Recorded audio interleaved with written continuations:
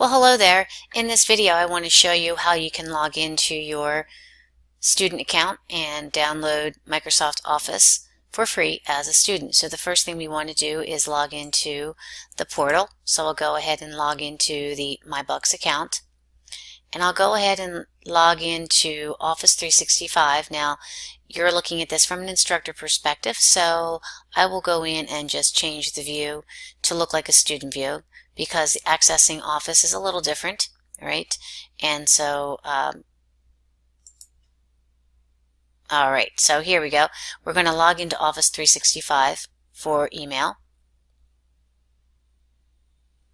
And we're going to go to the top left-hand corner. We're going to access the Office Apps icon. So go ahead and select that icon. There's an Office 365. This will bring us to the cloud-based application, and that's not what we want.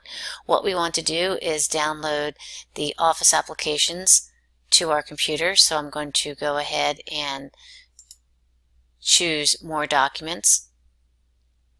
And then I scroll up to the top here, I'm going to see an option that I can install Office. And again, I want to say install other options.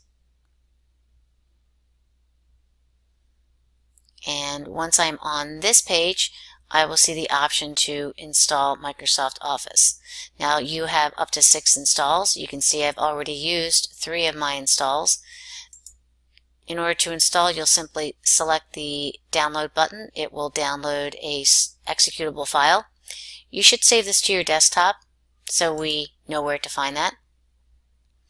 And when that is ready to go, you can simply navigate to your desktop and double click on the setup icon, or you can also open the file and that will start the installation process.